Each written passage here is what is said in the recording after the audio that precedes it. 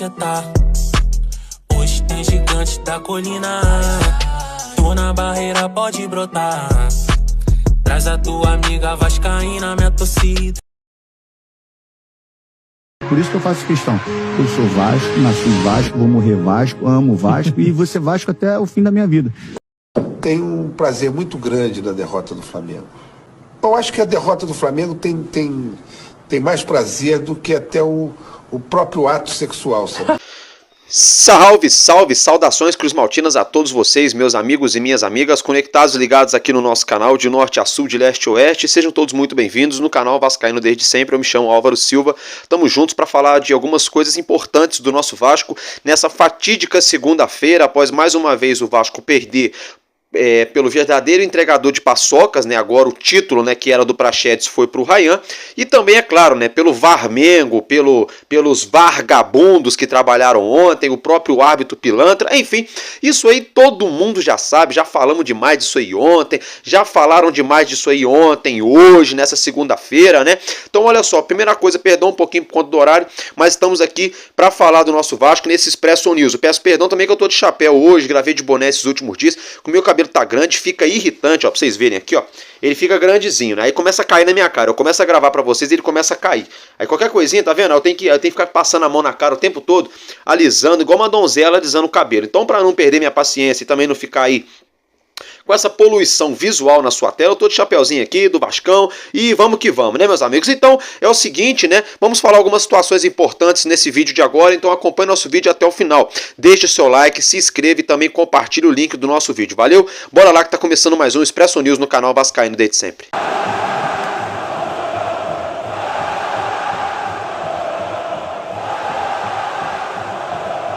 Bom, meus amigos, agora é o seguinte, logo de cara, se tratando do nosso elenco, os nossos jogadores, né, voltaram, né, já para o Rio de Janeiro, tiraram um dia de folga, hoje, essa segunda-feira, foi um dia utilizado para recuperação no departamento médico, né, e para quem não jogou ali, fez aquele trabalho ali, o famoso regenerativo, né, só um treinozinho para não ficar parado mesmo, tá? Dito isso, é o seguinte, o nosso elenco se reapresenta oficialmente nessa próxima terça-feira, amanhã, no CT Moacir Barbosa, para treinar na parte da tarde, tá? Isso mesmo, o Vasco treina nessa terça-feira na parte da tarde, treina quarta, treina quinta, treina sexta, no sábado treina de manhã, porque na parte da tarde do sabadão, Vasco viaja sentido a Belo Horizonte, porque domingo o Vasco enfrenta o Cruzeiro fora de casa no Mineirão, na capital mineira, às 6h30 da tarde no próximo domingo, dia 29 de setembro.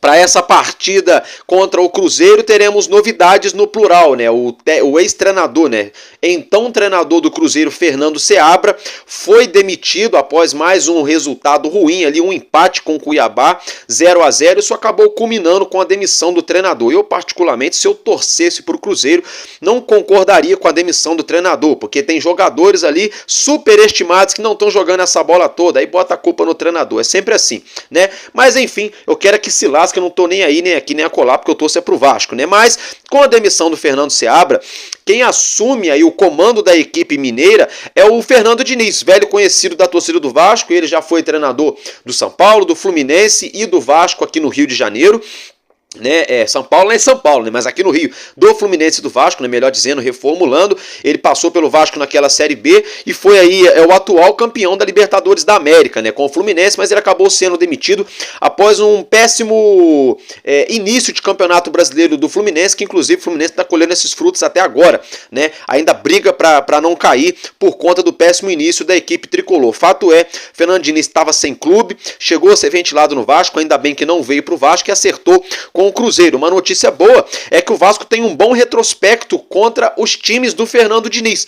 As equipes às quais Fernando Diniz já treinou, o Vasco conseguiu aí se sagrar vencedor na maior parte dos jogos, né, das equipes aí comandadas pelo Fernando Diniz. Uma outra situação que pode agregar muito no nosso elenco é a estreia do suíço Maxime Domingues. Ele estreou contra o Palmeiras. O próprio Rafael Paiva gostou bastante, elogiou muito o jogador, falou que ele tem muito a agregar à nossa equipe, e eu também concordo, eu gostei de ver o Maxime em campo. Outra notícia é que o Felipe Coutinho completou nesse último domingo 50 jogos com a camisa do Vasco, né? No caso, 50 jogos como profissional. Ele já havia jogado antes de deixar o Brasil, agora que retornou, então já soma 50 jogos com a camisa do Vasco. Um fato, né, é que desde a volta do Felipe Coutinho para o Vasco, todas as vezes que ele entrou em campo com a camisa do Vasco, o Vasco ainda não ganhou, né? O Coutinho ajudou aí a gente empatar o jogo contra o Mulambo, né? Perdemos ali pro Atlético Mineiro, perdemos agora pro Palmeiras, né? Então o Coutinho aí tá com um pouco de azar, né? No retrospecto aí, mas uma coisa acaba não tendo muito a ver com a outra, porque ele não manduria só não faz verão, né? A gente tem que aguardar, vamos ter que esperar. Quem também completou 50 jogos com a camisa do Vasco foi o zagueiro Maicon, né? Ele que já tem 50 jogos somados com a camisa do nosso gigante, né, gente? Uma outra situação aqui é que muita gente fala assim, poxa, o Rafael Paiva tá cismando, teimando com o time aí de uma certa forma que não tem necessidade, né? Jogando com 2 pontas no ataque. Eu também concordo. Eu já tô falando isso já tem um bom tempo. Só que aí, quando começou a dar certo, o David estava entregando o resultado, né? Quando as coisas estavam mais ou menos andando ali, então aí o Vasco foi mantendo esse 4-3-3. Mas já não é de hoje que eu bato nessa tecla, que o Vasco poderia jogar, por exemplo, simples, o feijão com arroz, o famoso 4-4-2, ainda rimou, né? Porque dá para o Vasco jogar num 4-4-2 sem a bola, dependendo do momento do jogo, dá para fazer um 4-3-3 ou um 4-2-3-1, vai depender muito, né? Da orientação tática dos jogadores e da qualidade de cada um. Por exemplo, o Vasco poderia jogar com Léo Jardim, Puma, Maicon e João Vitor, tá? Esse é o meu modo de ver, tá, gente? E Piton na esquerda. O meio-campo poderia, por exemplo, começar aí com Hugo Moura e Matheus Carvalho. O Álvaro, mas o Matheus Carvalho não tem a saída de bola tão boa que nem a do Juan Esforza. Beleza, mas o Juan Esforza não tem a marcação que o Matheus Carvalho tem. Então, por exemplo, poderia colocar o Matheus Carvalho no lugar do Esforza para marcar, deixava o Esforza no banco, não que ele mereça ir para o banco, mas para servir de opção no decorrer da partida. E aí, por exemplo, no meio-campo do Vasco, poderia se colocar Coutinho e Payet, ou Coutinho e Maxime Domingues, porque o Vasco jogou com Coutinho e Maxime Domingues contra o Palmeiras ali nos minutos finais. Dá para colocar o Coutinho e o Payet, porque, por exemplo, ontem eu até mesmo cornetei o Payet, cornetei com razão. Ele não vem jogando essa bola toda. Mas, dos jogadores todos que estavam em campo ontem, o Coutinho e o Payet foram os 2 jogadores do Vasco que tiveram mais ações progressivas, ações buscando o ataque, né? Embora o Payet muito burocrático, quando tem a bola, acaba não chamando a responsabilidade para dar aquele drible, para finalizar de fora da área, né? Muito burocrático, toca de primeira, toca rápido. Tem torcedor que está se incomodando do Payet tocar virando o rosto. Eu não vejo problema nenhum dele fazer uma jogada assim. O que eu vejo problema é que, por exemplo, o Payet teve uma bola que ele pegou na quina da área, clareou, dava para ele cortar para o meio para bater e ele não faz isso, né? O jogador do Mulambo ontem fez isso, o Matheus Gonçalves, né? Pegou a bola na quina da área, cortou pro meio e bateu. E o Payet teve uma chance de fazer a mesma coisa e não fez. Eu corneto o Payet nessas coisas, que dá pra ele fazer uma jogada, dá pra clarear, dá pra bater, ele não bate, ele quer alisar, quer enxugar, quer ficar encerando ali a bola há muito tempo. É só isso, mas ele tem qualidade, só que tá devendo. Já não é de hoje, ele vem devendo. E o Coutinho vem pedindo passagem, então por que não tentar? Sei lá, que se lasque, tenta, pô, já tá lascado mesmo. Coloca os 2 juntos pra ver.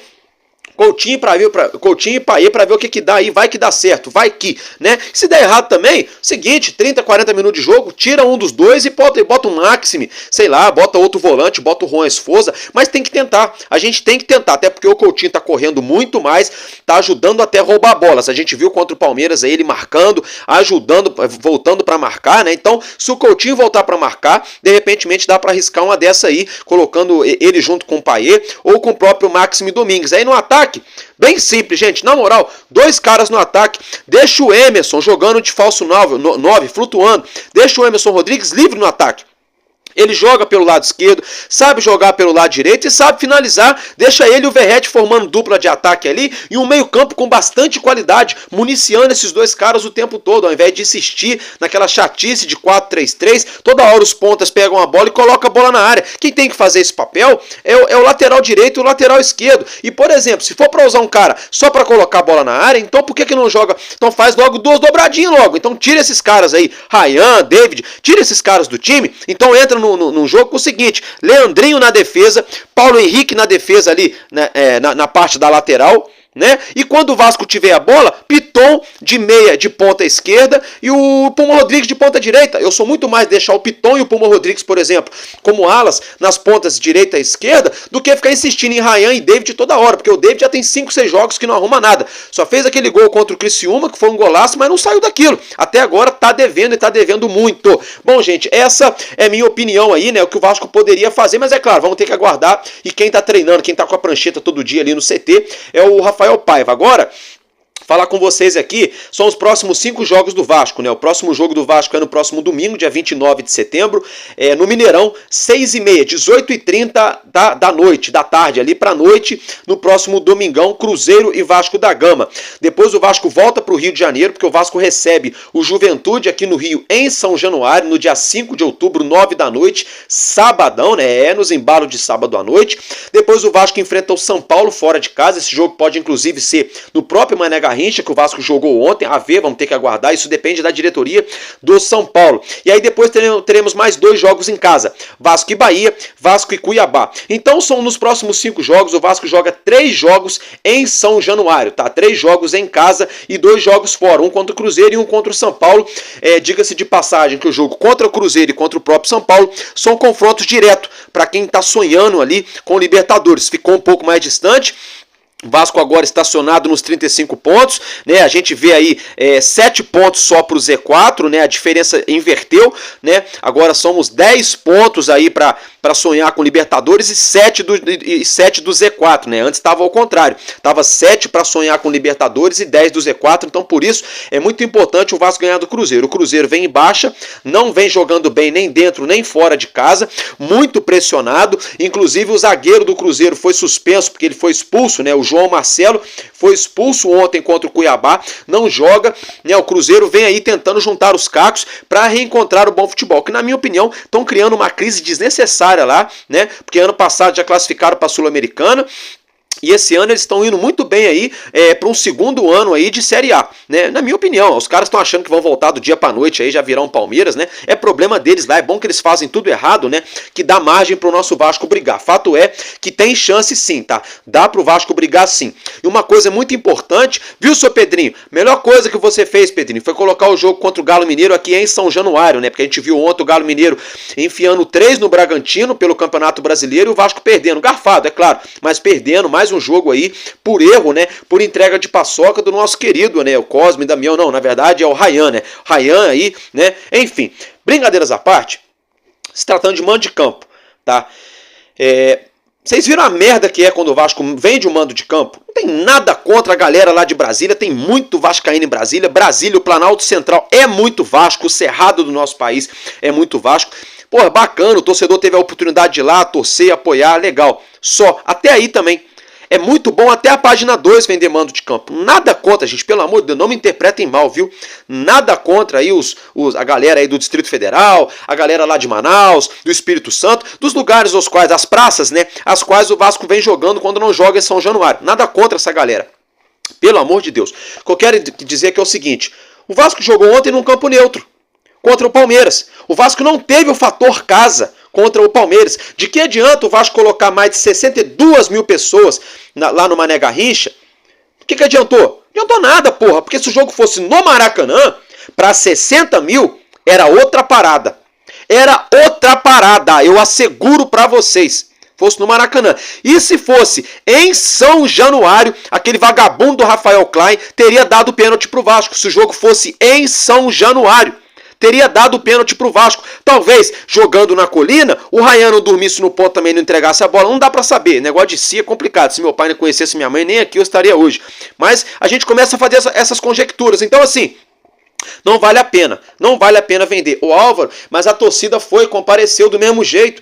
Tá, gente? Mas é diferente. Todo respeito, gente, é diferente você colocar 20 mil torcedores acostumados a estarem quase todos os jogos em São Januário, que cantam todas as músicas, que tem 1, 2, às vezes 3 baterias, comendo solto ali, a Força Jovem, Guerreiro do Almirante, a Ira Jovem, comendo solto, tocando o jogo inteiro e a torcida cantando e apoiando o jogo inteiro naquele clima de caldeirão, de território hostil. É totalmente diferente do que você colocar 60 mil pessoas que não estão acostumados a acompanhar o Vasco e a torcer pelo Vasco o jogo inteiro.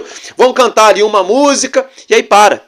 Aí canta outra música daqui a pouco, aí para. Foi o que a gente viu ontem, gente, todo respeito. Teve ali uma minoria ali, sei lá, 3, 4, 5 mil que não parou de cantar, mas não faz barulho. Não é a mesma coisa do que 50 mil cantando junto o tempo todo, o jogo inteiro. E é isso que acontece em São Januário. Em São Januário pode ser 15 mil, pode ser 20 mil, pode ser 50 mil. Eles vão cantar do primeiro minuto até o final, apoiando, não vão parar de cantar. É por isso que todo mundo fala que São Januário é diferente de tudo, de qualquer lugar que já foram aí. Entendeu? Então assim, é uma decisão muito errada da SAF do Vasco em vender o mando de campo. Espero que o Pedrinho não cometa esse erro aí que foi cometido pela dona 777 lá atrás, tá, gente? Agora, dito isso, é o seguinte, vamos acompanhar rapidinho, todo mundo já sabe, mas só pra gente dar mais uma pincelada nos resultados dessa 27ª rodada. Tivemos Vitória e Juventude, Vitória venceu por 1-0, Corinthians enfiou 3-0 no Atlético Goianiense na Arena Itaquera, o Fluminense perdeu pro Botafogo com direito à lei do ex, um gol no apagar das luzes, 1-0 pro Botafogo. Fortaleza goleou o Bahia por 4-1, ainda continua na briga pelo título, o tricolor de aço, o Fortaleza. O Atlético Mineiro enfiou 3-0 no Bragantino em Belo Horizonte. O Vasco, garfado, roubado, perdeu para o Palmeiras por 1-0 em Brasília. O Grêmio deu uma chineladinha no Urubu, 3-2 na Arena do Grêmio. O São Paulo perdeu para o Internacional. O Internacional ganhou do São Paulo de virada, hein? Loucura, hein? O Cuiabá não saiu do zero com o Cruzeiro. E o Criciúma também não saiu do zero com a equipe aí do Atlético Paranaense, tá, gente? Agora é o seguinte, eu quero falar para vocês como se encontra, né, gente, a tabela, né, de classificação do campeonato após esses jogos que tivemos aí na 27ª rodada, né? Por exemplo, tivemos aí, como eu já mencionei, esses jogos, né? Todos esses jogos, por exemplo, agora quem se encontra na liderança aí de forma mais isolada é o Botafogo com 56 pontos, Palmeiras é o segundo com 53, o Fortaleza com 52 é o terceiro, o Urubu é o quarto com 45 e o São Paulo, mesmo perdendo, ainda é o quinto colocado com 44 pontos. O Bahia é o sexto com 42, o Cruzeiro é o sétimo também com 42 e o Internacional é o oitavo com 41. O Galo Mineiro é o nono com 36 e o Vasco é o décimo com 35. Juventude é o 11º com 32 pontos, o Grêmio é o 12º com 31 e o Atlético Paranaense é o 13º com 31 pontos também e o Bragantino, que também tem 31 pontos, é o 14º colocado. Tá, vamos dar continuidade aqui, deixa eu só pegar aqui, bora lá. Aí, olha só, temos aí o Criciúma com 29 pontos, é o 15º, né? E o Vitória, fora da zona do rebaixamento, pelos critérios de desempate, segue fora, com 28 pontos, o mesmo número aí do Corinthians de pontuação. O Corinthians é o primeiro no Z4, depois vem o Fluminense com 28, o 19º ali, o vice-lanterna, é o Cuiabá com 23 pontos, e o Atlético Goianiense apenas com 18 pontos somados, é o lanterna da competição. Então essa foi a forma que ficou a tabela do campeonato. Observem que o Vasco nas últimas 2 rodadas perdemos 2 posições, éramos o 8º colocados e caímos para a 10ª colocação.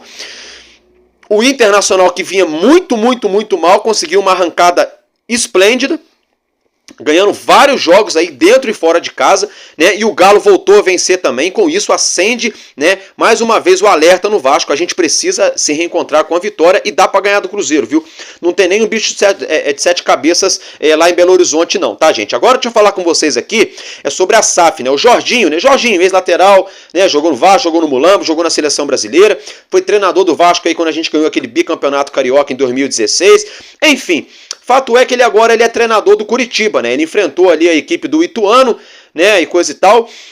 E foi perguntado, né? O Curitiba até venceu o jogo por 1-0. Foi perguntado na coletiva de imprensa o que ele acha sobre as SAFs no Brasil e coisa e tal. E aí não sei quem foi, né? Perguntou, né? Perguntou a comparação, se ele poderia comparar a SAF do Vasco com a SAF do Curitiba, né? Aí vamos lá, vamos abrir aspas pro que o Jorginho falou aí em relação à SAF do Vasco, tá, gente? Eu vou abrir aspas aqui só na parte que ele fala do Vasco, que ele cita o Vasco, tá, gente? Então, deixa eu só pegar aqui, bora lá, acompanhe na sua tela aí. O Vasco naquela oportunidade teve a chance de estar com uma SAF, mas as coisas não deram tão certo assim como a gente imaginava. O Pedrinho subiu e eles estão num processo de muita organização. É o que está acontecendo aqui no Coritiba. Não quero julgar ninguém, mas acho que a nossa SAF muito mais séria, pés no chão, e principalmente os profissionais contratados aqui que estão de altíssimo nível, opinou o treinador. Gente, sinceramente, na moral mesmo, primeira coisa, quem é o Curitiba? O que o Curitiba tem? que Curitiba ganhou, porra? Ah, dá licença, dá um tempo. É comparar a SAF de Curitiba com o Vasco, porra. Dá um tempo, pô. Dá um tempo. Ah, pelo amor de Deus. Se acabar com o Campeonato Paranaense, Curitiba não existe, porra. A verdade é essa. A verdade é essa. Pode ser o maior time lá de Curitiba, pode até ser de tradição, mas o Atlético tá engolindo eles, ó. Já não é de hoje. Outra coisa, o Curitiba tem aí, ó, só tem um título brasileiro, que foi lá em 73, tá? Isso mesmo. 2 Série B, uma em 2007, outra em 2010, e 39 títulos estaduais. Aí quer comparar com o Vasco, que é 24 vezes campeão carioca. Só que aqui o Vasco joga o Campeonato Carioca com 4 gigantes do futebol brasileiro. Tirando o Botafogo, né? Mas brincadeiras à parte, são 4 gigantes do futebol brasileiro. O Vasco tem 4 campeonatos brasileiros, tricampeão da América, sem contar uma porrada de torneio. Tá de brincadeira, né? Quem é o Curitiba, pô? Dá licença, Jorginho. Dá licença, Jorginho. Ô, pelo amor de Deus. Perdeu a chance de ficar quieto, pô. Gente, essa reportagem veio do GE, tá? Só pra ficar o registro. Agora aqui, uma situação. O Jorginho, por exemplo, falar essas coisas, ele teve a chance de falar essa porra na televisão e não falou. Por que o Jorginho não falou assim, olha, o Vasco tinha tudo pra fazer uma boa SAF, mas o Salgado, o Duque Estrada, o Osório, o Zeca Bulhões, né, o Júlio Brant, a KPMG e a 771 de merda, fizeram tudo errado na SAF do Vasco. Por que você não falou isso, Jorginho? Por que você não falou? Sabe, é uma de querer dar uma de que sabe de tudo, mas na hora que é pra falar, dá uma de que não sabe de nada, de desentendido, sendo que você trabalhava no Vasco. Você viu tudinho nos bastidores acontecendo ali, qual foi, Jorginho?